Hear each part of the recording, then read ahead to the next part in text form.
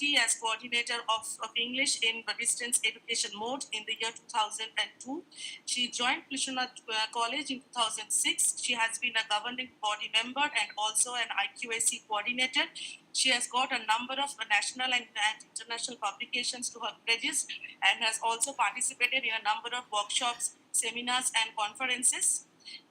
In 2015, she also published a monograph to her credit. The monograph is titled "The Evolution of Meredith's New Woman: A Counter Discourse." We are very happy that you have accepted our invitation, Professor Mukherjee, and today she will be speaking on Victorian period and New Woman. আমি just একটা request করব যে তুমি যদি একটু English Bangla মিশিয়ে বলো। আচ্ছা, sure. Thank you, Victory, for inviting me, and I would love to be there because I always love to be offline because we are accustomed and acquainted and comfortable with that mode only.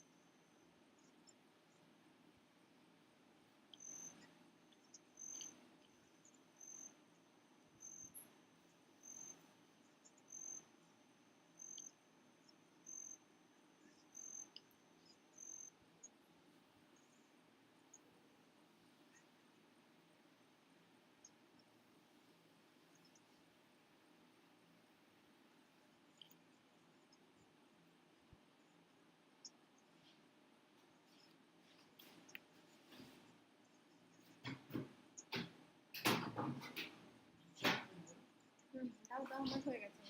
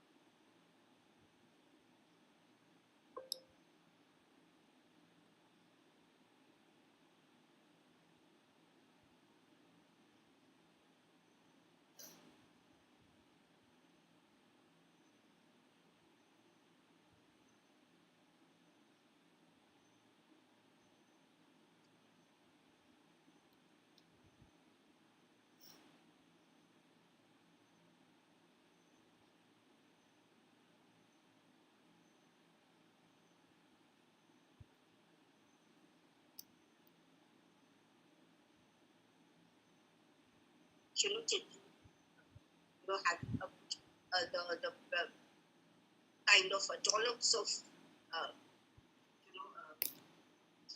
we can say, air, fresh air.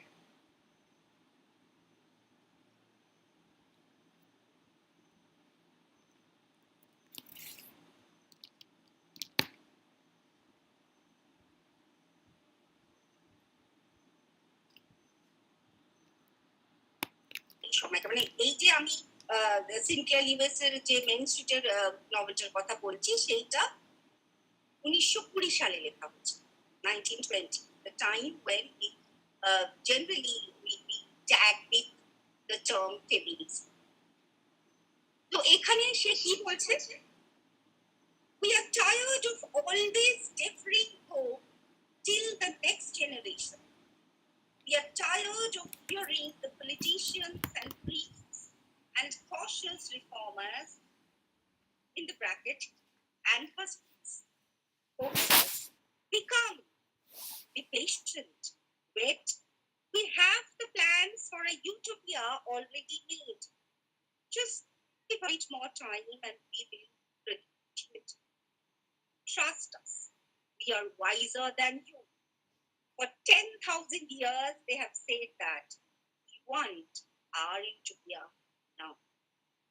তো এখন আমার এবার দরকার হয়ে পড়েছে, যে ইউটোপিয়ার কথা বলা হয়েছে সেই ইউটোপিয়াটা আমার এখন দরকার, আমি এখন চাই।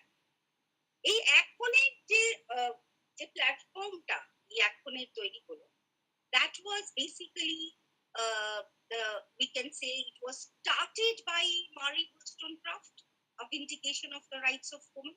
সবাই আমরা জানি, নিশ্চয়ই তোমাদের women studies department, so you all have, I think, gone through this. কিন্তু I think that Mary Wollstonecraft was, she was well ahead of her time, and for this particular essay was not given that much of importance at that point. ক্ষেত্রটাই প্রস্তুত ছিল। একজন আমরা যে মারি wollstonecraft যে মানে মহিলাদের রাইটস এর যে ভিন্ডিকেশনটা তৈরি হচ্ছে, সেইটা সেই সময়ের লোকের ভাবনার মধ্যেও আসে, তারা সেটা চিন্তাই করে। কিন্তু চিন্তা কখন থেকে শুরু হতে লাগলো? After the speech of Victoria. Queen Victoria, in her speech in 1868, she has advocated for the importance of education. এবং শুধু এডুকেশন না, সেই এডুকেশনের সাথে সাথে an equal right to women. Equal right for what? কিসের equal right দরকার হয়ে পড়লো? Education.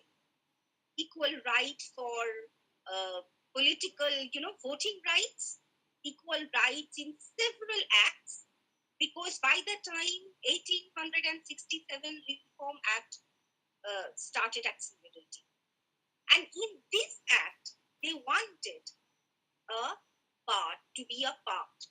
এবং সেই পার্টটা হবার জন্য তাদের আসলে কি দরকার হয়ে পড়লো? তাদের প্রথম যে প্রয়োজনটা হয়ে পড়লো সেটা হচ্ছে তাদের শিক্ষার অধিকার। শিক্ষার অধিকার কেন? শিক্ষার্থী ছিল না? Yes, there had been, but there was, the women were not given the college for themselves. নানারই ঠিক ছিল, গভর্নেন্স হতে পারতো তারা খুব বেশি হলে, স্কুলে নিডল ওয়ার্ক, হ্যান্ডওয়ার্ক, যা কিছু হাউস হোল্ডের জন্য প্রয়োজন সেইগুলো সবই ছিল, কিন্তু ছিল না সোশ্যালি তাদেরকে অ্যাট পার করা with the men. So they were women, but they were not human beings. That is why it was the time যখন আমরা দেখতে পাচ্ছি যে on the writing or subjection of women, it was written in 1869. যেহেতু 1868 এই ভয়ঙ্কর ভাবে এলিজাবেথের স্পিচে তিনি একটা এডুকেশন এবং ইকুয়াল রাইটস অফ উইমেন এর কথা বললেন, ঠিক তারপরে মিল তার সাবজেকশন অফ উইমেন, এবং সেটি উনি একটা Helen Taylor, his step daughter, both of them, they worked together and finally they have written this work. The work was published, এবং সেটা শুধু নয়, তার স্ত্রীর সাথেও মিলে একটা অনেক লম্বা ডিসকাশনের ফলশ্রুতি হচ্ছে সাবজেকশন অফ। তো এইটা করতে করতে শুধু মানে মিল একটা ইকুয়াল এডুকেশনাল রাইটের কথা শুধু বললেন না, আরো খানিকটা দূর এগিয়ে গিয়ে উনি মেনকে সাবস্টিটিউট করতে বললেন, মেন অ্যান্ড উইমেনকে with the person, that they should be called a person, not men, not women. After this আমরা দেখলাম যে ঠিক আছে, এটা তো হলো এডুকেশনের কথা বলা হলো, এডুকেশনের কথা বলা হচ্ছে, কিন্তু আমরা দেখলাম যে there had been several acts which was denied for women. Children Custody Act was denied on that particular issue. এটা যে শুধু ইংল্যান্ডে হচ্ছে এরকম নয়, women's suffrage has started in America, United States.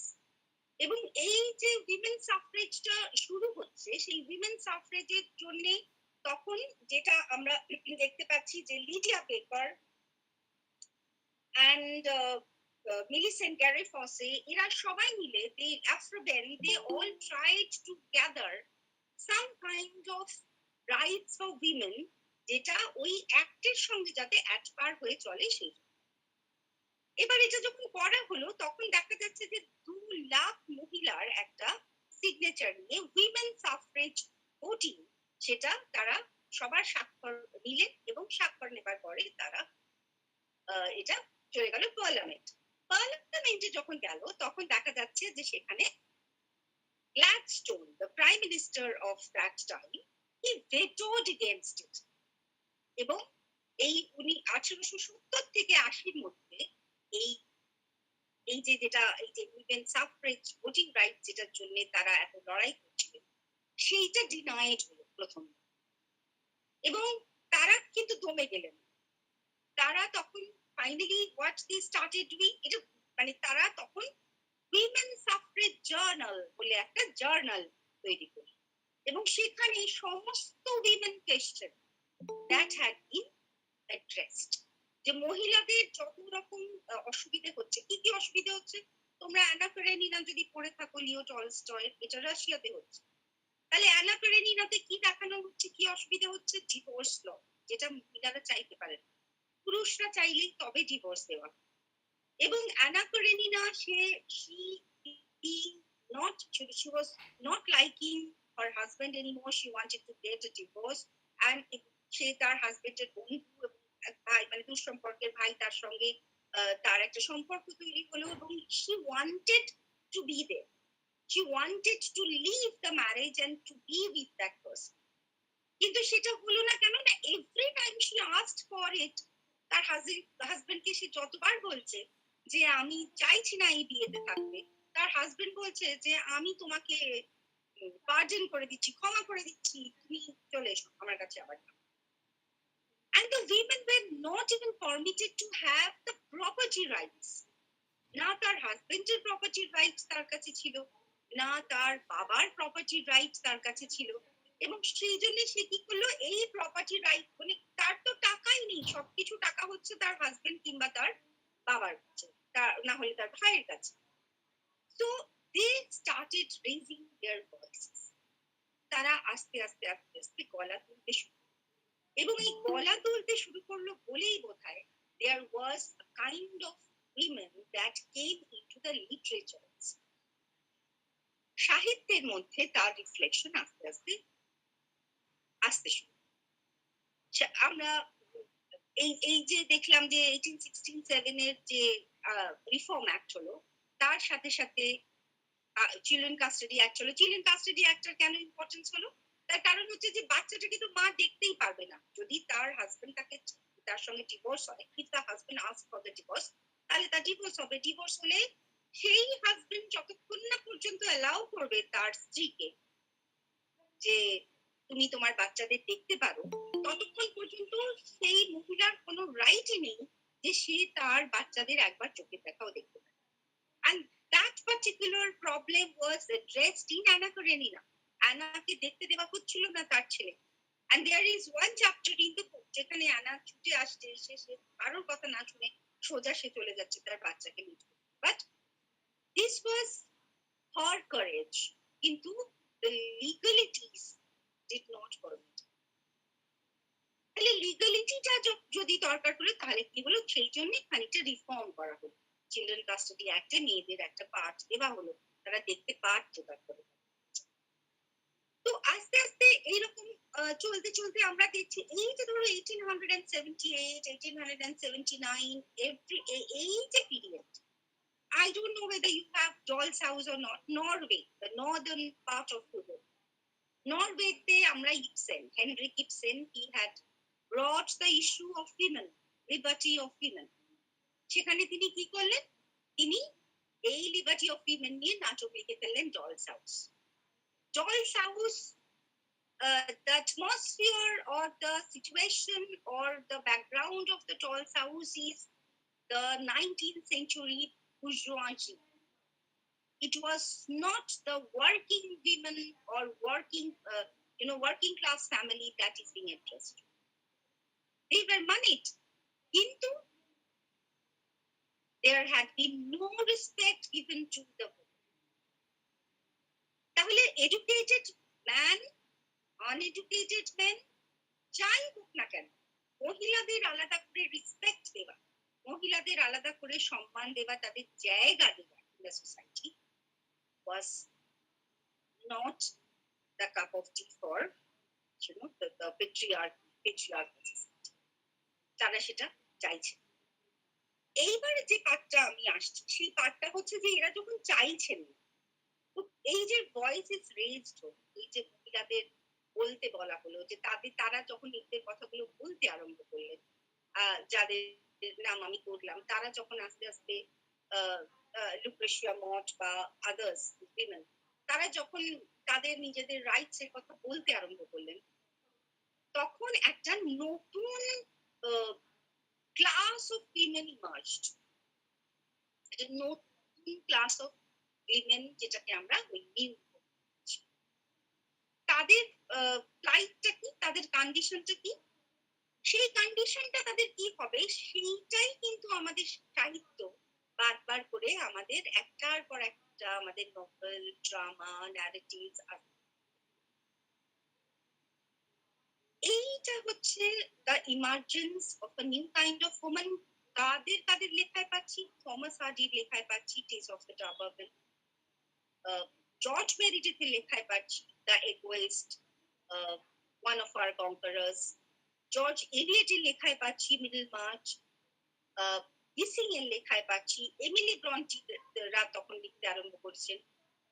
They have started taking writing as profession, যেটা তখন তার আগে পর্যন্ত কেউ ভাবতেই পারছিল।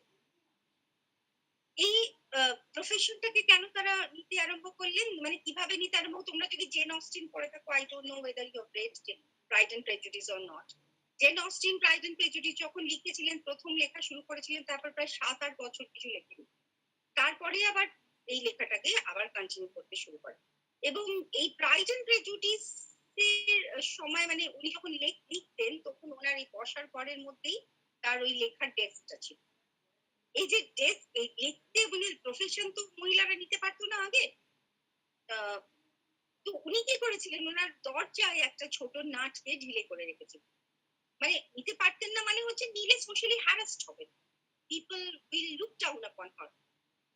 তো উনি ওই ক্যাচ করে, কেউ যদি দরজা খুলে ঢুকতে, একটা ক্যাচ করে আওয়াজ হতো, উনি তাড়াতাড়ি ডেস্কের ভেতরে ওনার লেখাপত্র ঢুকিয়ে ফেলতেন, যাতে লোকে বুঝতে না পারে যে তিনি লিখছেন, that she is a writer. এবার আমরা হার্ডি টেস অফ দ্য টাবারভিল, টেসের অনেক কষ্ট দেখালেন, এবং hardy had always been criticized for showing that much of pain and suffering to Tess. মানে সবাই বলতে লাগলেন যে হার্ডি একটা প্রচন্ড মেলোড্রামাটিক একটা নাটক, একটা গল্প লিখেছেন, নভেল লিখেছেন। এত কষ্ট সুবিধা মেয়েদের হতে পারে, একটা মেয়ের জীবনে এত রকম ডিজাস্টার হতে পারে, এত ট্র্যাজিক হতে পারে সেটা। But was Hardy had been thinking, and Hardy has cleared this point by saying that I wanted to nudge the society. I wanted to tell the society that women are suffering like that only. তোমরা এই মেলোড্রামাটা দেখে আস্তে আস্তে আস্তে আস্তে বোঝার চেষ্টা করো যে কত রকম কষ্টের মধ্যে দিয়ে মেয়েদের যেতে হয়। Maybe it is not Tess alone, একা টেসের গল্প এটা নয়। টেসের জীবনে যা যা যা যা ঘটছে, সেগুলো একটা মেয়ের জীবনে হয়তো ঘটে, কিন্তু অনেক মেয়ের জীবনে এই একটা না একটা ঘটনা ঘটে। So Hardy had shown the minute suffering in a woman, এবং সেইটা সে দেখানোর জন্য দেখিয়ে উনি বোঝানোর চেষ্টা করছিলেন যে আমাদের মহিলাদের সম্মানের জায়গাটায় পৌঁছে দিতে হবে, তাদের ইকুয়াল রাইটস এর দিকে পৌঁছে দিতে হবে। If we talk about say George Eliot তো তার নামটাই ছেলেদের নাম রেখে ফেললেন, pseudonyms that is being used। আমরা যদি পরবর্তীকালের ফেমিনিজমের পার্সপেক্টিভ দেখি, তাহলে আমরা দেখবো এই যে একটা ৩-৪টে ফেমিনিস্ট ইরার কথা বলা হয়েছে। সেটার মধ্যে একটা ইরা এটাই, মিডল পার্টের যে ফেমিনিস্ট ইরা, সেই বা ফেমিনিন রাইটিং ইরা, এইখানটাতে বলা হচ্ছে যে the women have been taking the pseudonyms, the writers have been taking the pseudonyms। কেন না, যদি তার মেয়েদের নামের লেখা না চলে, তাহলে ছেলেদের নাম নিলে আর কোনো অসুবিধা নেই। তো কেউ মিউট সাফারিং দেখাচ্ছেন, কেউ দেখাচ্ছেন women are very bold, as George Meredith has shown in his novel The Egoist or The Diana of the Crossways। আমরা যদি Diana of the Crossways পড়ি, সেখানে দেখবো যে একা মহিলা কিরকম ভাবে অসম্ভব ভাবে সে লড়াই করে যাচ্ছে, পুরো politically she is being politically gaining power। তো নানান রকম ভাবে মহিলাদের দেখাতে যেটা ইমার্জ করলো, সেটা হচ্ছে the merchants of new woman. New ওম্যানের তাহলে একটা ডেফিনিশন তৈরি হলো যে কারা এই নতুন মহিলা। এই নতুন মহিলাদের যে ডেফিনিশন, সেই মহিলাদের ডেফিনিশনে বলা হলো that utopia that you have talked about, সেই যে ইউটোপিয়ার কথা বলা হচ্ছিল যেটা মেয়েরা কোনোদিন পাচ্ছে না, সেখানে বলা হচ্ছে in the 1890s, the new woman was the symbol of all that was most dangerous and exciting in feminist thought. Her views on marriage, free love, female sexuality, and self-fulfillment through work made her antithesis of the Victorian feminine ideal. She was the bitterest foe to the cherished modesty of the fair sex that the century had known. So the century did not know about fair sex. The century did not know really what the fair sex think, their feelings, কোনো কিছুই আমরা তার আগে সেঞ্চুরিতে জানতে পারি। আস্তে আস্তে যত দিন যেতে লাগলো, যত রাইটার্সরা তার মহিলাদের সমস্যাগুলোকে চিনতে লাগলেন, এই মহিলারা ইমার্জ করে গেল যারা equal rights, equality in every spear, বিয়ের ক্ষেত্রে, তাদের লাইফ পার্টনার চয়েস করবার ক্ষেত্রে, তাদের ফিজিক্যাল প্লেজারের ক্ষেত্রে, তাদের তাদের প্রফেশনের ক্ষেত্রে, এই সমস্ত দিক থেকে they wanted a wholesome life along with men। আমরা যখন 1878 আমরা 79 যখন আমরা গার্টন কলেজে প্রথম এস্টাবলিশড হই, তখন মহিলাদের সবে তারা স্কুলের মানে হায়ার এডুকেশন থেকে তারা ঢুকতে পারলো কলেজ, কিন্তু তখনও তাদের মেয়েদের এডুকেশন মানে মেয়েদের সিলেবাস আর ছেলেদের সিলেবাস আলাদা ছিল। মেয়েদের সিলেবাস, ছেলেদের সিলেবাস, এই দুটো সিলেবাস এক করার অনেক পরে হচ্ছে।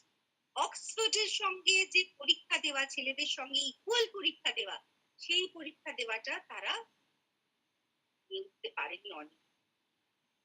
তারপরে একটা সময় পরে গিয়ে when the women they were given the voting rights, আস্তে আস্তে যখন তাদের ভোটিং রাইট দেওয়া হলো, তখন তারা ফাইনালি বুঝতে পারলেন যে তাদেরও মানে we can say the socialists, the social reformers, the philosophers at that point of time, then they understood that the women can be given the same syllabus with them. They can sit for the same examination, they can take same examination, তারা একসঙ্গে পরীক্ষা দিতে পারবে, তখন তারা বুঝতে।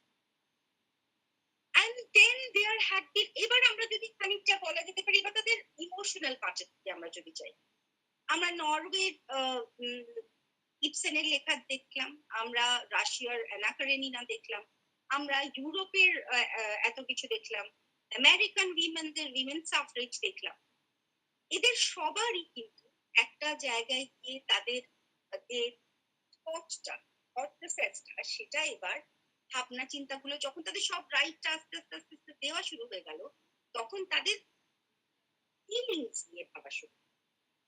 এই feelings নিয়ে ভাবা শুরু হলো বলেই আমরা এই ধরনের গল্প উপন্যাস পেতে শুরু করলাম, যেখানে তারা তাদের thought process, the way they want to live their life, the way they want to choose their partners, এইগুলো আস্তে আস্তে তারা নিজেরা ভাবতে শুরু করলো, তারা নিজেরা চয়েস করতে শুরু করলো।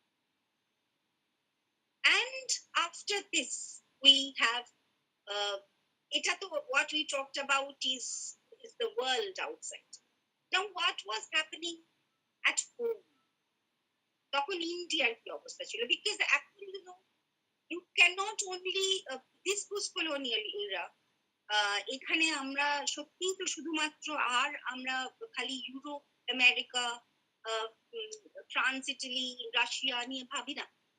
আমরা এখন we are very much concerned about our own people, our own writings. এই যে ভিক্টোরিয়ান পিরিয়ডে যখন ওইভাবে চারিদিকে মহিলাদের রাইটস নিয়ে সবাই চিন্তা ভাবনা করছে, তাহলে সেরকম জায়গায় দাঁড়িয়ে যখন একটা ছোট জিনিস আমি একটু মিস করে গেছি, সেটা হচ্ছে যে কি করে শুরু হলো এই উইমেন্স থট যে হবে মহিলাদের যে রাইটস এর দরকার, সেটা প্রথম মহিলারা কখন বুঝতে পারলো? অ্যান্টি স্লেভারি কনভেনশন হলো যখন। অ্যান্টি স্লেভারি কনভেনশনে মহিলাদের ডাকা হলো, কিন্তু অনলি অ্যাজ অবজার্ভার্স, শুধু অবজার্ভার হিসেবে তারা জয়েন করতে পারলো, তাদের কিন্তু কোনো পার্টিসিপেশন হলো। যখন পার্টিসিপেশন হলো না, তখন আস্তে আস্তে মহিলারা বুঝতে পারলো যে তাদের আসলে কেউ কোনো মূল্য দিতে চাইছে না। And after this, we can say two women, rather. One is Elizabeth Cady Stanton and another one is Lucretia Mott. তারা দুজনে রিজলভ করলেন that the women rights should become forefront, এবং সেখানে এই ফোরফ্রন্টে আসার জন্য তারা কোথায় কনভেনশন শুরু করলেন? সেনেকা ফলস কনভেনশন। সেনেকা ফলস কনভেনশন 1848। সেই সময় দেখা গেল যে একটা সোশ্যাল ফিউচারিস্টিক অপটিমিস্টিক উইমেন বলা যেতে পারে উইমেন ইমানসিপেশন, সেইটা খুব বেশি ইম্পর্টেন্ট। তো এইটা তো কনভেনশন হলো, মেয়েরা বললো, তারা প্রফেশন নিতে শুরু করলো। তাহলে আমাদের বাড়িতে তখন কি হচ্ছে? কারণ আমরাও তো তখন এই একই ব্রিটিশের under. Do you know when the voting rights for women in India started? আসলে one participation, মানে শুধু আমি বলে যাব সেটা হয়তো তোমাদের বোরিংও লাগতে পারে। তো এই যে ধরো আমরা এত জিনিস পড়ি, আমরা এত জিনিস মানে দেখছি, জানছি, কিন্তু আমাদের কি কখনো এটা ইচ্ছে করে জানতে যে আমাদের দেশে কখন শুরু হলো এই উইমেন রাইটস বা এই voting, women suffrage in India? সেটা কার লিডারশিপে শুরু হলো, কার আন্ডারে শুরু হলো, কি আমাদের মহিলাদের ভোটিং রাইটস এর জন্য কারা লড়াই করলো? আমরা তো সব ফরেনার্সদের নাম শুনলাম এতক্ষণ ধরে, সারা পৃথিবীর কথা শুনলাম। তাহলে আমাদের দেশে কখন প্রথম মহিলারা ভোট দিতে শুরু করলো? কখন তারা পড়াশোনা শুরু করলো? কোন রাজ্য প্রথম এই মহিলাদের ভোটের অধিকারের কথা ভাবলো? Do you have any idea or have you felt interested in it? As you students are from women studies, তো আমাকে একটু বলো যে এনিওয়ান যে মানে এই ভাবনাটা এসেছে কখন, বা তোমরা এটা নিয়ে কাজ করেছো?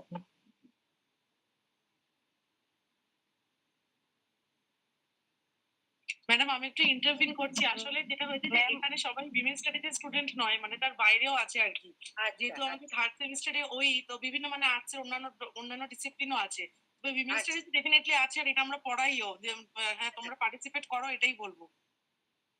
হ্যাঁ, এটাই এরকম কিছু ভয়ঙ্কর ব্যাপার। এটা আবার আমার যেটুকুনি ধারণা আছে সেটা হচ্ছে অ্যানি বেসান্তের নেতৃত্বে ভারতের জাতীয় কংগ্রেসের সম্ভবত 1917 সালে যে অধিবেশনটা ঘটেছিল সেই অধিবেশনে প্রথম মহিলাদের ভোটাধিকারের কথা বলা হয়। তারপরে ওই মোতাবেক বোধহয় 1922 বা 23 সাল নাগাদ মহিলাদের ভোটের অধিকার দেওয়া হয়েছিল বা সেই বিলটা পাস হয় এবং কেরল রাজ্য বোধহয় প্রথম মহিলাদের ভোটাধিকার স্বীকার করে দিয়েছিল ভারতবর্ষে। 1921 সালে আমাদের মানে 1919 থেকে 1929 এর মধ্যে ওই যে ব্রিটিশ পিরিয়ডটা চলছিল সেই সময় যেগুলো প্রিন্সলি স্টেট ছিল সেই প্রিন্সলি স্টেট গুলোর যে মহিলারা তারা তাদের মহিলাদের কিছু কিছু ভোটের অধিকার দেওয়া হতে লাগলো। বম্বে ম্যাড্রাস এইটা প্রথম তারা ওই মানে ওইখানকার মহিলারা ভোটের অধিকার পায় এবং ইট ওয়াজ Sarojini Naidu with 14 participants. She started the suffrage movement in India. Okay, তো আমরা তাহলে বাড়ি থেকেও কিন্তু একই সময় মানে ইউ ক্যান নট সে যে আমরা মানে কি বলবো আমরা কলোনাইজ ছিলাম সেই সময় আমরা আন্ডার কলোনাইজেশন ছিলাম বা আমরা ব্রিটিশদের অধিকারের মধ্যে তখন আমাদের ফ্রিডম ছিল না বলে আমাদের এখানে উইমেন মুভমেন্ট শুরু হয়নি, ব্যাপারটা কিন্তু সেরকম নয়। আমাদের এখানেও ঠিক একই সময় যে সময় ব্রিটেনে চলছিল সেই একই সময় আমাদের এখানেও চলছিল এবং এই যে 1920 এই সময়টাকে তো আমরা বলি ফেমিনিজম, এই টার্মটা সেই সময় প্রথম আসতে শুরু করে। তো ভাবো যে আমাদের কিন্তু ইন্ডিয়াতেও একই রকম ভাবে ওই সময়টাই উইমেন সাফরেজ এবং উইমেন রাইটস নিয়ে কথাবার্তা বলতে শুরু হতে পারে মানে শুরু হয়েছিল এবং যেহেতু মানে ব্রিটিশরা মহিলাদের ওখানে দিচ্ছিল আস্তে আস্তে রাইটস দিতে শুরু করছিল ভোটিং রাইটস, আমাদের এখানেও প্রিন্সলি স্টেট গুলো তাদের মহিলাদের আস্তে আস্তে ভোটিং রাইটস তাহলে মেয়েরা কিন্তু ইমানসিপেটেড হচ্ছিল parallelly with the outside world. আর এখান থেকেই আমরা আসবো সেই জায়গায় যেখানে আমরা আমাদের ওই পার্টিকুলার ওয়ার্ড মানে পার্টিকুলার নভেলটা আমাদের ভীষণ ভাবে রেফার করতে হবে এবং সেই social reformer, philosopher, writer, author, Nobel laureate Rabindranath Thakur. তাহলে আমরা ঘরে বাইরেতে আসতে পারি, আমরা যোগাযোগে আসতে পারি, আমরা মধ্যবর্তী নিতে আসতে পারি, আমরা নষ্ট নিড়ে আসতে পারি, আমরা স্ত্রীর পত্রে আসতে পারি এবং জানো মোটামুটি একটা সার্ভে হয়েছে যে প্রায় 219 women had been referred by Rabindranath ঠাকুর, মানে তার ন্যারেটিভস, ড্রামা, তার যত গল্প সবকিছুর মধ্যে মানে প্রায় 219 জন মহিলাকে নিয়ে উনি মানে তার ফিমেল ক্যারেক্টার এবং কেউ ঠিক কারো মতো না। If we talk about Charu, if we talk about Kumu, if we talk about Labonno, if we talk about Nirupama, মানে they were all the women were different. তাদের কারোর সঙ্গে কারোর যে খুব বেশি মানে একই রকম মহিলা ক্যারেক্টার তৈরি করে যাচ্ছেন এরকম নয়। তাহলে he was our মানে গুরুদেব was the first one to think about the psychological insights of people. Education ঠিক আছে, পলিটিক্যাল রাইট ঠিক আছে, ফিনান্সিয়াল অধিকার সেটাও মেয়েরা আস্তে আস্তে প্রপার্টি অ্যাক্ট যখন অ্যামেন্ড হলো তখন তারা খানিকটা পেয়ে গেল, কিন্তু হোয়াট অ্যাবাউট দেয়ার ফিলিংস, তাদের ভেতরের কথাটা কে বলবে, তাদের কষ্টের কথাটা কে বলবে, তারা কি চায় কে বলবে। ঘরে বাইরেতে Bimala was not at all ready for the world, but she was brought out to the world by her husband, but her husband, did he ever ask her whether she is ready to go out to the world or not? Bimala কি ready ছিল? বিমলা কি তখন তৈরি ছিল to face the world outside? আমরা যদি বলি যে ক্যাপিটালিস্ট মেন্টালিটি, মানে এই ঘরে বাইরে নভেলের মধ্যে তো নানান রকম ক্যারেক্টার, মানে যে তিনটে ক্যারেক্টার মেইন ক্যারেক্টার সন্দীপ, নিখিল এবং বিমলা। নিখিল তো ইটস সিম্বল অফ ক্যাপিটালিজম। আমরা বিমলাকে দেখতে পাচ্ছি, ঠিক আছে বিমলাকে পরে আনছি, নিখিল he is a bourgeois, he is capitalist. If we talk about Sandeep, he is a moral politician. কিন্তু what about, and he talks about the common people. He is the symbol of, supposed to be the symbol of common people, but he was really not. But what about Bimola? Bimola is a woman who is being given all the all the liberties, education, financial liberties, political voting rights, everything. Kintu is she ready psychologically, mentally to face the world outside? মেয়েদের ভাবনাটাকে কে সেই ভাবনাটার কথা কে ভাব ভাবনাটার কথা ভাবতে গেলে তখন আমাদের ওই গল্পটা পড়ে আমাদের কেন বিমলা স্লিপ করে যাচ্ছে, কেন Bimala is having an affair with Shandip, because she does not know what to do. She said that you have brought me out. She is telling her husband that you have brought me out of this world. I have crossed the threshold. And Shandip is the first man that I'm meeting. I don't know how to behave. I don't know how to be related with another man. So that is why I've slipped. If we say that she has slipped, যদি আমরা কারণ আমরা ওই text of the টাবার বিলে কিন্তু প্রথম এই পিওরিটি, মডেস্টি, লয়্যালটি নিয়ে প্রশ্ন তুলে দিয়ে গেছেন থমাস হার্ডি। তিনি কিন্তু টেস আ পিওর ওম্যান বলছেন, the woman who, how can she be pure if she is being raped? How can she be pure if she has given birth to a child? How can she be pure if she is physically manhandled? Her virginity is lost. If you consider virginity is being the epitome of, modesty of a woman, can you imagine that question is being raised in 1800, 19th century? যে মহিলাদের আমরা pure কখন বলবো? একটা মহিলা শুধু শারীরিক ভাবে সে যদি তার ভার্জিনিটি ইউজ করে তাহলে সে পিওর হয়ে যায়।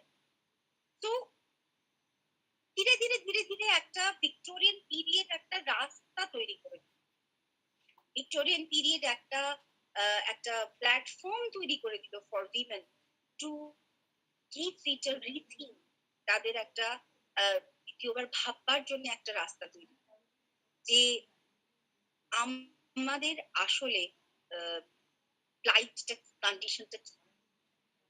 সেই জন্য আমাদের আজকে যদি তোমরা রেলিভেন্সের প্রশ্ন করো যে কেন আমরা আবার ভিক্টোরিয়ান পড়বো, আমরা ভিক্টোরিয়ান পিরিয়ড পড়বো, সেই ভিক্টোরিয়ান পিরিয়ডটা কিন্তু একটা জায়গায় এসে আমাদের প্রশ্নচিহ্নতে দাঁড় করিয়ে দিল যে financial rights, educational rights, voting rights, political rights, এইগুলোই কি একজন মেয়ের জন্য যথেষ্ট?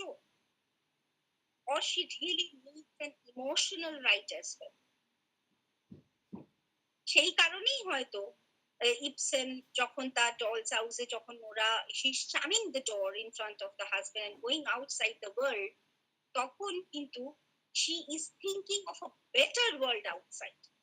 আমাদেরও কিন্তু ভীষণ একটা নিশ্চিন্ত লাগে যে এই মহিলা তার যে ডিসরেসপেক্টফুল তার হাজবেন্ড, তাকে ছেড়ে দিয়ে দরজা বন্ধ করে দিয়ে ছেলে মেয়ে রেখে দিয়ে স্বামী রেখে দিয়ে সে যখন বাইরে বেরিয়ে যাচ্ছে, তখন আমাদের কোথাও একটা রিলিফ হচ্ছে without knowing what is there outside. আমরা কিন্তু কেউ জানি না ওরা যখন বেরিয়ে চলে যাচ্ছে তারপরে পৃথিবীটা সে কোথায় গিয়ে পড়ছে। আমরা কেউ জানি না ক্যারল যখন বেরিয়ে যাচ্ছে মেইন স্ট্রিটে বাই মেইন স্ট্রিট, আমি শুরুতেই যার কথা বললাম, সে যখন বেরিয়ে চলে যাচ্ছে তখন সে বাইরের জগৎটায় কি পাবে? সে কি আসলেই পাবে একটা ফ্রেশ এয়ার? আমরা জানি না, কিন্তু তার এই যে claustrophobic atmosphere that the women were having at home, সেইখান থেকে সে বেরিয়ে যাচ্ছে, সে একটা ফ্রেশ এয়ারে বেরিয়ে যাচ্ছে, that is a relief for us as well. এবং যখন রবীন্দ্রনাথও আমরা পড়ছি সেখানেও কিন্তু ওই একই রকম ভাবে স্ত্রীপত্রতে যখন সে বলছে আমি আর বাড়িতে ফিরবো না, আমি চলে যাচ্ছি, তখন আমরা একটা কোথাও স্বস্তি পাচ্ছি, আমরা না জেনে স্বস্তি পাচ্ছি যে আউটসাইড ওয়ার্ল্ডটা কেমন। আমি মোটামুটি একটু তো মানে তোমাদের যদি কিছু প্রশ্ন থাকে তো সেটা নিয়ে, একটু প্রশ্ন নয় অ্যাটলিস্ট আলোচনা, প্রশ্নের উত্তরের এখন খুব একটা মানে এইভাবে জায়গা আছে কিনা জানি না, যাই হোক এনিওয়ে আমি শুধু একটু একটা সোসাইটি যেটা আমাদের রবীন্দ্রনাথের হাত ধরে আসা যে সমাজটা, যেটা আমরা দেখতে মানে আমরা একটা ওয়ার্ল্ড টুগেদার হয়ে যাচ্ছে, কলোনি the powerful countries যারা কলোনি তৈরি করে দিল, লিটারেলি কিন্তু আমরা সবাই এক জায়গায় এসে দাঁড়িয়েছিলাম সেই সময়টা, যে সময়টা উইমেন রাইটস নিয়ে কথাবার্তা হচ্ছে।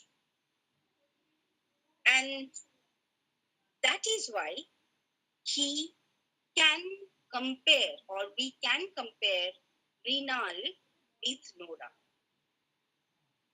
And Tagore makes a point: a woman with strong emotions and keen intellectual aspirations can only come to martial disaster with a complacent, callous husband.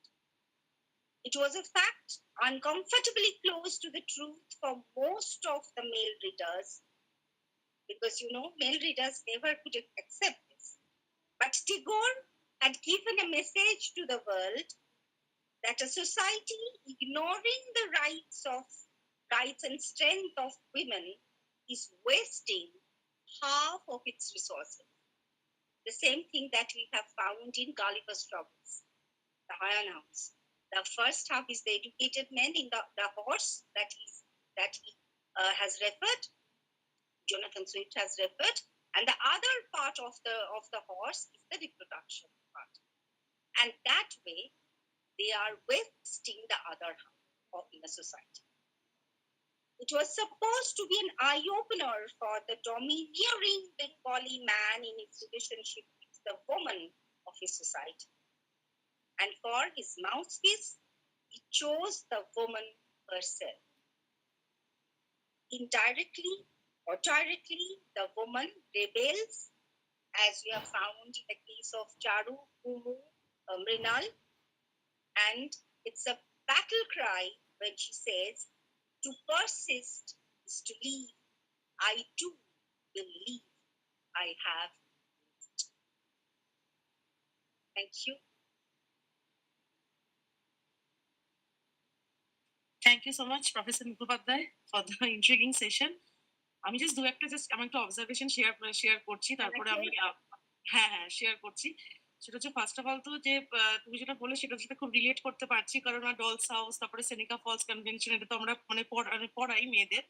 তো এটাই বলে যে যখন মানে সেনিকা ফলস কনভেনশন হচ্ছে ফার্স্ট কনভেনশন যেখানে শুধুমাত্র holistically all women's issues were discussed. তো সেখানে যেটা একটা আশ্চর্য লাগে যে সেখানে যখন মানে out of the 11 resolutions 10 were accepted unanimously, কিন্তু when it comes to the right of granting women right to vote, তখন কিন্তু সেখানে কিন্তু কোনো রকম ইউনানিমাস কিন্তু ডিসিশনে কেউ অ্যারাইভ হতো না, কেউ মানে একটা জায়গায় সেই জায়গায় পৌঁছানো গেল না, কারণ সেখানে কিন্তু উপস্থিত সমস্ত male world leaders were of the opinion that granting women the right to vote is something which is way too radical. তো সেই আর কি, they are not educated enough. মানে পড়াশোনাই তো জানে না, কাকে চয়েস করবে, কাকে ভোট দেবে, দেবে হেবে, তারা তো জানতেই পারছে না। এবং তাদের 2 লাখ তারা সই সংগ্রহ করলো, সেটা গেল তারপরে মানে উইমেন সাফরেজ যে মুভমেন্টটা, সেটা তো আফটার সেনেকা ফলস।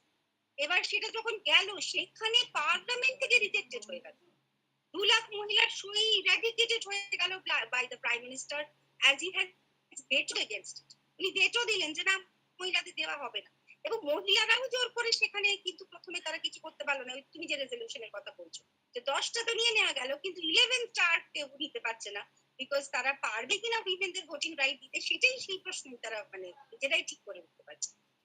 এই যে ঠিক করে উঠতে পারছে না, এটার কিন্তু আমরা তাদের দোষ দেব না। এই যে we are talked about Bimala, they were not prepared enough.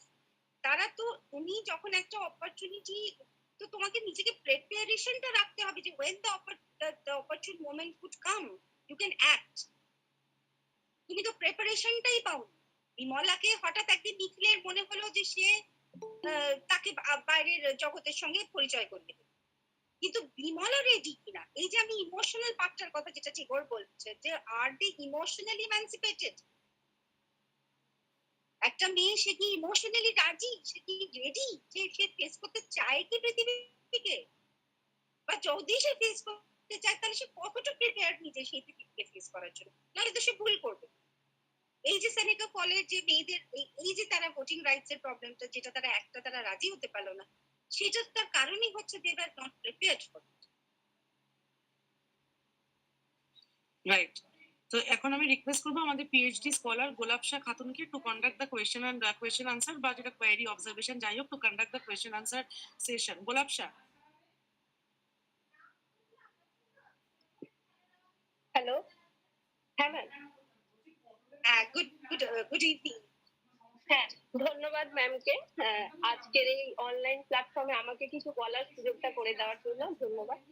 আমাদের আজকের এই 13তম অনলাইন বক্তৃতামালার বিশিষ্ট বক্তা ডক্টর বর্ণালী মুখার্জি ম্যামকে অসংখ্য ধন্যবাদ জানাচ্ছি, তার কারণ তার এই মূল্যবান বক্তব্যের জন্য। তার এই মূল্যবান বক্তব্যে আশা করি আমাদের প্রত্যেকেরই কাছে বহু অজানা তথ্যগুলি তুলে ধরে আমাদের জ্ঞানের পরিধি বৃদ্ধিতে সাহায্য করেছে। আমি নিজেও এই আলোচনা চক্রের বিষয়টি সম্পর্কে এত গভীরভাবে জানতাম না। ভিক্টোরিয়ান যে পিরিয়ড ভাববার জন্য একটা রাস্তা তৈরি করেছিল ম্যাডামের ভাষায়, যেটা ফিনান্সিয়াল রাইটস বা ভোটিং রাইটস, এই সমস্ত রাইটস গুলোই যে কেবলমাত্র একজন মেয়ের কাছে মানে এগুলোই যে সবকিছুই পাওয়া হতে পারে সেটা নয়। কোথাও না কোথাও মানসিক অধিকার গুলোও কিন্তু ভীষণ ভাবে আমাদের দরকার, যে আমাদের ফিলিংস গুলো কিন্তু আমাদের কাছে গুরুত্বপূর্ণ, এবং সেটা আজকের দিনে দাঁড়িয়েও কিন্তু আমরা এগুলো ভীষণ ভাবে গুরুত্বপূর্ণ বলে মনে করি। তাই কোথাও না কোথাও গিয়ে যে রাস্তাটা ভিক্টোরিয়ান পিরিয়ড দিয়ে শুরু হয়েছিল, সেটা আজকের যে পথটা মানে এতটা এগিয়ে এসেছি, সেই রাস্তাটা সেখান দিয়ে যদি না বুঝি তাহলে হয়তো সত্যি আমাদের কাছে অনেক কিছু অজানা থেকেই যায়। সেটা যে কোনো চয়েসের ক্ষেত্রেই হোক, মানে এই যে অধিকারের যখনই ম্যাম কথাগুলো বললেন, কোথাও না কোথাও দেখা যায় যে অনেক কিছু অধিকার থাকা সত্ত্বেও যে ফ্রিডম অফ চয়েসটা, মানে অর্থাৎ লাইফ পার্টনারের ক্ষেত্রে হতে পারে, আবার প্রফেশনাল কোনো জায়গার ক্ষেত্রেও হতে পারে, সেই চয়েসটা যদি না থাকে তাহলে কোথাও না কোথাও আমরা আজও, এমনকি আগেও যারা ভেবেছেন তারা কিন্তু কোথাও এটা ভেবেছেন বলেই কিন্তু আজকে এই পর্বে এসে পৌঁছেছে যে আমাদের ভীষণ, আমাদের ফিলিংস গুলো আমাদের কাছে খুব গুরুত্বপূর্ণ একটা বিষয়। আজকের এই আলোচনা চক্রের মানে এত সুন্দর ভাবে ম্যাডামকে আমাদের সামনে উপস্থিত করার জন্য, বিষয়টির জন্য ম্যাডামকে অসংখ্য ধন্যবাদ। আমার আপাতত কিছু মানে যা মনে হলো আমি বললাম ম্যাডামকে। অশেষ ধন্যবাদ ম্যাডামকে। আজকের এই আলোচনা চক্রের বিষয় সম্পর্কে যদি কারোর কিছু কোনো বিষয় সম্পর্কে জানার থাকে বা কোনো জিজ্ঞাসাবাদ থাকে তাহলে সরাসরি ম্যাডামকে বলতে পারে। একদম, আমি যদি জানি সেটা তাহলে আমি বলতে পারবো, কারণ আমি যে সব জানি এরকম নয়, কিন্তু তোমাদের যদি কিছু এরকম মনে, যদি এটা এই সেশনটাতে যদি তোমাদের কিছু থট প্রভোক করে, that is the importance of this kind of lectures. It is not about just listening to it and then having questions or some informations are being gathered by you. That is not important. Important is the thought. যদি কিছু ভাবনা নিজের মধ্যে আসে, নিজের কাজ করার ক্ষেত্রে সেটাকে ইনকর্পোরেট করতে পারো, তাহলেই আই থিঙ্ক এই যে দিশারি ম্যাম একটা অনলাইন মিট, এই যে এত এত একটা সিরিজ অফ লেকচার্স চলছে, আমার মনে হয় যে সেটা একটা প্রাণ পাবে।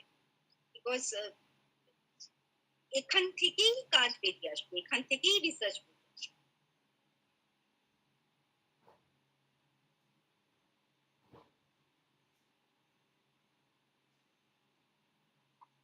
ম্যাম, আমি অবজারভেশনই শেয়ার করছি, প্লাস আমি আপনার আলোচনাটা ভীষণ মুগ্ধ করলো। মানে এই যে প্রেক্ষাপটটা, মানে ব্যাকগ্রাউন্ডটা আমার কাছে সত্যি ক্লিয়ার ছিল না, যে ভোটিং রাইটস এর যে ব্যাকগ্রাউন্ডটা। আমি ইতিহাসের স্টুডেন্ট, তো শুধু ওইটুকুনি জানতাম যে 17 সালের অ্যানিভেশন হচ্ছে প্রথম মেয়েদের ভোটাধিকারের দাবি করে, তারপরে ওই সরোজিনী নাইডুর নেতৃত্বে 25 সালে মেয়েরা ভোটাধিকার পায়। এইটুকুনি মানে সেভাবে পড়া হয়নি, কিন্তু আজকে বেশ ভালো লাগলো। ইতিহাস তো সবসময় অতীত নিয়ে কাজ করে, সেক্ষেত্রে এই ধারণাটা বেশ পরিষ্কার হলো। কিন্তু ভারতের ক্ষেত্রে আমি সেভাবে জানি না, মানে ভারতের যে ভোটিং রাইটস যে আন্দোলন, শুধু ওইটুকুনি পড়েছি বা ওইটুকুনি জানি, খুব বিশেষ অবগত নই এই বিষয়ে। কিন্তু ভারতের মহিলাদের মধ্যে এই যে পরিবর্তনটা আসলো, মানে প্রিন্সলি স্টেটে আপনি বললেন যে প্রথম ভোটাধিকার দেওয়া হলো, তারপরে তাহলে যে ব্রিটিশ শাসিত অঞ্চল, সেক্ষেত্রে ভোটাধিকারটা কবে থেকে শুরু হচ্ছে, এবং এই মুভমেন্টটা খুব জোরালো হয়েছিল ভারতের ক্ষেত্রে? না, এটা কি হয়েছিল বলতো, যেহেতু ওখানে তখন চলছিল এই ভোটিং রাইটস নিয়ে, উইমেন সাফরেজ চলছিল, তো একই রকম ভাবে তার ঢেউ তো এসে পড়েছিল আমাদের এখানেও। এই ঢেউ থেকে আমাদেরও উইমেন সাফরেজ, মানে যারা সোশ্যাল রিফর্মার্স, যারা যে সমস্ত মহিলারা, যেমন অ্যানি বেসান্তের কথা বলছো তোমরা, সরোজিনী নাইডু, আরো 14 জন পার্টিসিপেন্ট যারা মিলেই উইমেন সাফরেজ করেছে, তারা কিন্তু একটা জিনিস ভাবতে হবে, these are educated socially upper class women. We have not talked about the common people, যাদেরকে ম্যাথিউ আর্নল্ড বলছেন পপুলেস। সেই পপুলেসের কথা কিন্তু আমরা এখানে জানি না। আমরা পপুলেসের কথা কাদের থ্রু দিয়ে জানছি? আমরা জানছি এই সাহিত্যিকদের। বঙ্কিমচন্দ্র থ্রু দিয়ে আমরা জানতে পারছি একটা সাধারণ মেয়ের জীবনে কি হচ্ছে। আমরা রবীন্দ্রনাথের নভেলের মধ্যে দিয়ে জানতে পারছি আমাদের চোখের বালিতে কি অসুবিধে হচ্ছে, মহিলা একজন বিধবা মহিলা when she falls for something, then how she is emotionally coping up with the societal changes. আমরা লিটারেচার, আমরা সাহিত্যের মধ্যে দিয়ে আমরা কিছু কিছু মহিলার চেহারা দেখতে, আমরা স্ত্রীর পত্রতে দেখতে পাচ্ছি রবীন্দ্রনাথ তৈরি করলেন, সে দাঁড়িয়ে বলছে যে না, সে চিঠি লিখছে তার হাজবেন্ডকে যে আমি আর ফিরবো না, আমি এখানেই, মানে the same way হেনরি কিপসন লিখছেন তার ডলস হাউস, আই থিংক 1879 না 1878 by 1879 এরকম একটা সময় ডলস হাউস, ঠিক the same period of time যে সময় রবীন্দ্রনাথ এখানে লিখছেন, একই সমস্যা নিয়ে লিখছেন। কিন্তু এখানকার যে মহিলাদের যে মুভমেন্ট, সেই মুভমেন্টটা কিন্তু it's because of the wave that has come from the outside world. সাধারণ মহিলারা, কমন উইমেন, তাদের প্লাইটের কথা লিখছেন কিন্তু সাহিত্যিকরা, মানে ঐতিহাসিকরা না। আমরা অ্যানি বেসেন্ট পড়ছি, আমরা সরোজিনী নাইডু পড়ছি, আমরা 14 জন এডুকেটেড উইমেনদের কথা পড়ছি, আমরা এত কিছু পড়ছি, কিন্তু আমরা সেই সময়কার সাধারণ একটা ছোট্ট মেয়ের গল্প পড়ছি পোস্টমাস্টার যখন রবীন্দ্রনাথ লিখছেন, আমরা কুন্দনন্দিনীর মনের কষ্টটা পড়ছি যখন বঙ্কিমচন্দ্র লিখছেন। সো মহিলাদের ইমোশনাল যে need for liberty and emancipation, সেইটা তৈরি করে দিচ্ছে সাহিত্যিকরা। কারণ তাদের ভেতরে তৈরি না হয় তাহলে কিন্তু এই কনভেনশন গুলো হবে না, এই সাফ্রেজের কোনো কোনো মানেই নেই যদি না সাধারণ মেয়েরাও পড়ার কথা ভাবে, যদি না সাধারণ মেয়েরা কলেজে গিয়ে পড়ার কথা ভাবে, তাহলে এই কনভেনশনের কি লাভ? does not lead anywhere. 14টা মহিলা, তার সঙ্গে 2 জন লিডার মহিলা, সেই দিয়ে কি সমাজ পরিবর্তন হবে?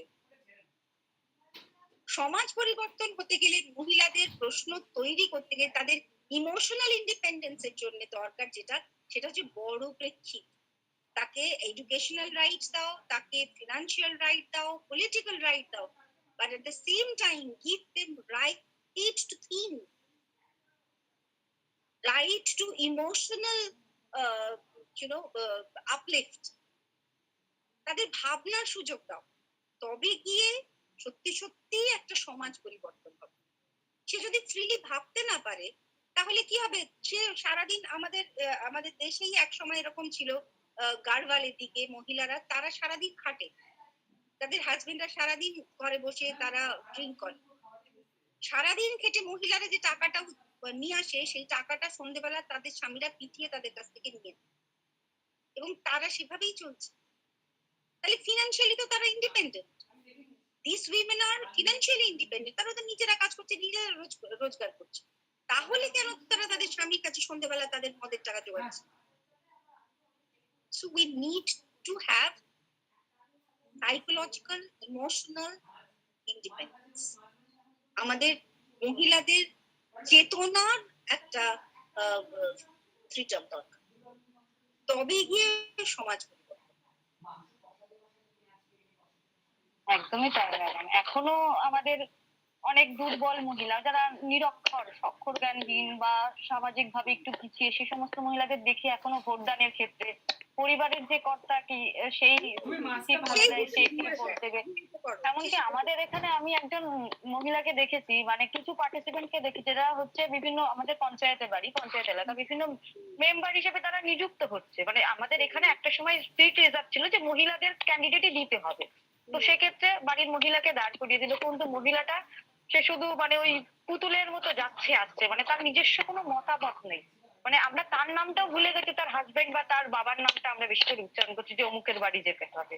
মানে এই প্রবলেমটা এখনো রয়ে গেছে, এখনো সেই প্রবলেমটা পুরোপুরি মীমাংসা হয়নি। আশা করি আমরা পারবো। এখনো রেলিভেন্ট নয়, Victorian period is still relevant. আবার দেখা যাচ্ছে কিছু কিছু ক্ষেত্রে মেয়েরা যে এগিয়ে নেই তাও নয়, মানে এটা মানে দুটো একসাথে সমান্তরাল ভাবেই চলছে, একদিকে এগিয়ে যাচ্ছে, একদিকে কেউ একটা পেছনে টেনে আসছে। এগিয়ে গেলে কিছু মেয়ে একদম করে থাকবে না, তারাও একটু একটু করে এগোবে। একদমই তাই, একদমই তাই। তবে সচেতনতা অনেক বেশি হয়েছে মেয়েদের মধ্যে, আমাদের মেয়েরা এখন অনেক বেশি অধিকার আদায়ে সক্ষম। Thank you ma'am. ম্যাম আমার এক্ষেত্রে মানে একটা কিছু শেয়ার করার আছে, মানে অবজারভেশন যখনই মানে এই ভাবনার কথাটা এলো, সেখানে মানে আমি অত্যন্ত গ্রাম থেকে উঠে আসা একজন মেয়ে, মানে সেখানে একদম গ্রাম যেটা বলা হয়, মানে বাড়ির বাইরে যাওয়ার আগেও 10 বার ভাবতে হয় যে হ্যাঁ এই সময়ের মধ্যে ফিরে আসতে হবে। তো সেখানে দেখা যাচ্ছে যে যেহেতু মুসলিম থেকে আমি মানে মুসলিম কমিউনিটি থেকে বিলং করছি, তো সেখানে একজন মুসলিম মানে ছাত্রছাত্রীকে মুর্শিদাবাদে আমি পড়াই, মানে আমাদের মেয়েরা মুসলিম কমিউনিটি থেকে এত সুন্দর পড়তে এগিয়ে আসছে ভাবতে পারবে না। মানে কত মেয়েরা যে কত প্রত্যন্ত গ্রাম থেকে তারা আসছে পড়তে এগিয়ে আসছে এখন, দিস ইজ ভেরি গুড, মানে এটা একটা খুব ভালো ট্রেন্ড। তো ম্যাম ওখানে দেখা যাচ্ছে যে আমাদের যে ওই 3 তালাক প্রথাটা আছে, দেখা যাচ্ছে তার হাজবেন্ড সারাদিন মদ খেয়ে আসার পর তারপরে তার সঙ্গে ঝামেলা করছে, এবং লোকজন যথারীতি মানে সেখানে পুরো মানে তাকিয়ে তাদেরকে দেখছে, এবং সেখানে সে যেই 3 তালাক বললো সেই মানে আমাদের প্রথা অনুসারে তালাক হয়ে গেল, এবং মেয়েটা তার কাছে মানে মেয়েটার কাছে কোনো কিছু জানতে চাওয়া বা তার কোনো চিন্তা ভাবনা যে তুমি কিছু বলতে চাও বা কিছু এরকম কোনো একটা ব্যাপার রইলই না, এবং মেয়েটাকে সেখান থেকে তাড়িয়ে দেওয়া হলো। এবং পাশের গ্রামেই যেহেতু মেয়েটার বাড়ি, সে বাড়ি চলে গেল, আর 2 ছেলে, ছোট বাচ্চা ওই 7-8 বছর এরকম। তারপরে পরে সেটা মৌলবি যথারীতি মানে যেটা আর কি মুসলিম ধর্মের যারা ধর্মযাজক বলা হচ্ছে যাদের, তারা দেখা গেল এসে তারা একটা সভা বা মিটিং এর আয়োজন করলো, এবং সেখানে ঠিক হলো যে ওই মহিলাটা আবার বিয়ে দিতে হবে, এবং বিয়ের এক রাত অন্য কারোর সাথে মানে শারীরিক সম্পর্কে বদ্ধ না হওয়া পর্যন্ত সে ওইখান থেকে যদি বেরোতে চায়, মানে তার দ্বিতীয় হাজবেন্ড যদি তাকে আবার 3 তালাক বলে, তবেই সে কিন্তু ফিরে আবার আসতে পারবে। আবার প্রথম হাজবেন্ড যদি তাকে গ্রহণ করতে চায়, তো সেটার প্রেক্ষিতে তাকে আবার একটা অচেনা লোকের সাথে বিয়ে দেওয়া হলো, এবং সে ওখানে এক রাত্রি তার সঙ্গে থাকলো। সেই দ্বিতীয় হাজবেন্ডকে মানে হাতে পায়ে ধরে তাকে বলা হলো যে তুমি তাকে জাস্ট 3 তালাক বলো সবার সামনে, এবং 3 তালাক বলার পর আবার প্রথম হাজবেন্ড তাকে ঠিক আছে আমি তোমাকে মানে বিয়ে করছি, আবার প্রথম হাজবেন্ডের সঙ্গে বিয়ে হলো, ফিরে এলো। এই সমস্ত প্রক্রিয়ার মধ্যে মানে ওই মেয়েটার যে ভাবনা বা তার মধ্যে যে একটা ফিলিংস যে আমি চাইছি কি, এটা কিন্তু কোথাও জানতে চাওয়া হয়, এবং এটা কিন্তু এই সময়ই হচ্ছে। দেখা যাচ্ছে একটা বিরাট একটা সেকশন এই যে যেখানে ফিনান্সিয়াল রাইটস এর কথা বলছি, ভোটিং রাইটস এর কথা বলছি, পলিটিক্যাল অ্যাক্টিভিটিস এর কথা বলছি, সেখানে কিন্তু একটা এখনো পর্যন্ত একটা বিরাট সেকশন কিন্তু বাদ পড়ে গেছে, এবং তাদেরকে যদি আমি বলছি বা দুজন এসে যদি বলছি তুমি কিছু বলো, তুমি কেন এটা করবে, তখন সে কোথাও না কোথাও বলছে যে আমার তো যাওয়ার আর কোনো পথ নেই। মানে আমার বাবা মাও যেহেতু এটাই চায় যে আমি ভালোবেসে বিয়ে করেছিলাম, মানে কোথায় ভালোবাসা, মানে এটাই যদি ভালোবাসা হয় যেখানে ফিলিংসটা আমার কাছে কোনো গুরুত্বপূর্ণ নয়, জাস্ট আমি একটা ডগ যাকে এখান দিয়ে ওখান দাও। আজকে তুমি যে সমস্যার কথা বলছো, নরেন্দ্রনাথ মিত্র কত বছর 19 বোধহয় মানে মানে কোথায় বোধহয় 73 তারও আগে তার গল্প লিখে গেছেন রস, এই সমস্যার উপরে দাঁড়িয়ে। যে মেয়েটি বিয়ে করেছিল, যেটা নিয়ে একটি হিন্দি ছবি তখন হয়েছিল সওদাগর বলে, অমিতাভ বচ্চন ছিল এবং নূতন ছিল। এই নরেন্দ্রনাথ মিত্রর এই গল্প রস, যে ওরা ওই রস তৈরি করতো। এই মেয়েটি বিয়ে করেছিল যাকে মানে যার সঙ্গে বিয়ে হয়েছিল, সে তাকে তালাক দিল, তারপরে সে মেয়েটি আবার অন্য আরেকজনের সঙ্গে তার বিয়ে হবার দরকার হল, মানে বিয়ে দিতে হলো, না বিয়ে করলে সে আবার এখানে তার পুরনো স্বামীর কাছে যেতে পারবে না। মানে এই পুরো তুমি যে ঘটনা এখন বললে, এই পুরো জিনিসটা নিয়ে I would refer this story, তোমাকে আমি রেফার করছি। এখানে বাচ্চারাও কিন্তু সাফার করছে, কারণ সেই বাচ্চা জিজ্ঞেস করছে যে আমার মাকে সাজিয়ে গুছিয়ে কোথায় পাঠানো হলো, মানে মা তুমি কোথায় যাচ্ছ। তো সেখানে মানে তাকেও কিন্তু কোনো উচ্চতা হচ্ছে না, সে আবার ফিরে এলো, এবং তাকে যে রাত্রিবেলায় মানে ওই যে দ্বিতীয় পুরুষটার সঙ্গে সে যে একটা সম্পর্কে আবদ্ধ হয়েছে, তাকে কিন্তু প্রুফ দিতে হচ্ছে সবার সামনে। মানে এটা কিন্তু কোনো ছেলের কাছ থেকে কোনো প্রুফ চাওয়া হয় না, আর ছেলেদের জন্য কোনো নিয়ম, আর যখন 3 তালাক বন্ধই হয়ে গেছে, যে 3 তালাক মানে মেয়েরা নয় জানো, আমার মনে হয় এটার জন্য we need to educate the men as well. হ্যাঁ, এটার জন্য কিন্তু ছেলেদেরও শিক্ষা দেওয়ার দরকার, মানে ছেলেদেরও এই শিক্ষা এবং চেতনাটা হওয়ার দরকার যে ইট is not just flash, it is not just physical attraction that two people are meeting. It is the union of two souls. Marriage is the union of two souls. সেখানে দাঁড়িয়ে এই চিন্তা, এই শিক্ষা, both the people, মানে the men and women, the human beings as human beings ভাবতে, তাদেরও শিখতে হবে। মানে এইটা যে শুধুমাত্র মহিলাদের question, not just the women question, it's a man question. অবশ্যই ম্যাম, আমি এখানে একটা কলেজে পড়াই, তো সেখানেও দেখি যখনই মেয়েদের সম্পর্কে কিছু বলার হয় তখন আমাকে বলা হয় যে ম্যাডাম আপনি কিছু বলবেন। তো ওখানে প্রচুর স্যার ম্যাডাম আছেন, প্রচুর স্যারেরা আছেন, স্যারেরা বলেন যে মেয়েদের নিয়ে আর নতুন করে কি বলার আছে, আবার উইমেন স্টাডিজ নিয়ে পড়ছো। হ্যাঁ, মানে এটা ভীষণ, ওখানে কি আছে মেয়েদের নিয়েই তো, মানে এটা ভীষণ লাগে শুনতে আর কি, যে তারা শুনতেই চায়। যখন এরকম কেউ বলবে, তুমি বলবে স্যার আমি আজকে ছেলেদের নিয়ে, কারণ ছেলেরাই ওটাই বলি যে আমি বলতে চাই। হ্যাঁ অবশ্যই ম্যাম, মানে আমি ওটা বলি যে আমি এখানে বলতে তখনই মানে ইচ্ছুক যেখানে সব স্যার ম্যাডামরা থাকবেন এবং সমস্ত ছেলেদেরও আনা হবে, মানে কেবলমাত্র মেয়েরাই শুনবে না, ছেলেদেরও যাতে আনা হবে। ধন্যবাদ ম্যাম। এরপর আমি আমাদের বিভাগের পিএইচডি স্কলার দীপ্তি বিশ্বাসকে ডেকে নিচ্ছি ধন্যবাদ জ্ঞাপনের জন্য। দীপ্তি। থ্যাংক ইউ গোলাপসা। প্রথমেই কৃতজ্ঞতা জ্ঞাপন করব ডায়মন্ড হারবার মহিলা বিশ্ববিদ্যালয়ের সম্মানীয় উপাচার্য প্রফেসর কাজলদি মহাশয়কে, যিনি সর্বদাই আমাদের উৎসাহিত অনুপ্রাণিত করে চলেছেন এই ধরনের লেকচার বা অন্তর্জাল আলোচনা চক্রকে সফল রূপদান করার জন্য। এরপর আন্তরিক কৃতজ্ঞতা জ্ঞাপন করব আমাদের ডায়মন্ড হারবার মহিলা বিশ্ববিদ্যালয়ের নিবন্ধকারী প্রফেসর শহীদুর রহমান স্যারকে। তিনি সবসময় আমাদের পাশে থেকে আমাদের চলার পথটাকে মসৃণ করে তুলেছে। এরপর আমরা কৃতজ্ঞতা জ্ঞাপন করব আমাদের dean of arts diamond Harbour মহিলা বিশ্ববিদ্যালয়ের প্রফেসর অপরাজিতা হাজরাকে। তিনি সর্বদা আমাদের উৎসাহিত এবং অনুপ্রাণিত করে চলেছে, যে কোনো সমস্যায় আমাদের পাশে থেকেছে। এবার কৃতজ্ঞতা জ্ঞাপন করব dean of students welfare diamond Harbour মহিলা বিশ্ববিদ্যালয়ের ডক্টর তানিয়া চক্রবর্তী, যিনি আমাদের বিভাগেরই একটা অংশ হিসেবে আমরা মনে করি যে কোনো সমস্যায় ম্যামকে আমরা সর্বদাই আমাদের পাশে পাই এবং তিনিও আমাদের বিভাগকে সমৃদ্ধ করে চলেছে। আর যার কথা আজকে বলতেই হবে তিনি হচ্ছে আমাদের আজকের আলোচনার মধ্যমণি doctor Barnali Mukherjee ma'am, associate professor department of English Murshidabad বিশ্ববিদ্যালয়।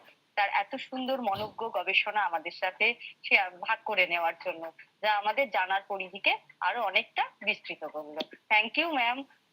আর এবার ধন্যবাদ জানাবো আমাদের বিভাগের সকল শিক্ষিকাগণকে, যারা সবসময় আমাদের নতুন ভাবনার আদান প্রদানের জন্য ব্যতিব্যস্ত থাকে, উন্মুখ থাকে যে কিভাবে মেয়েদেরকে আমরা নতুন কোনো বিষয়ের সাথে পরিচয় করাবো, এবং যারা কঠোর পরিশ্রম করে আজকের আলোচনাকে সফল করে তুলেছে। আর সবশেষে কৃতজ্ঞতা জানাবো আমাদের আজকের অংশগ্রহণকারী সকল ছাত্রছাত্রী গবেষকদের, যারা আমাদের এই আলোচনাকে পূর্ণতা দান করেছে এই আলোচনায় দীর্ঘ সময় অংশগ্রহণ করে। থ্যাংক ইউ ম্যাম, ভালো থাকবেন। হ্যাঁ নমস্কার ma'am. Thank you so much. Thank you.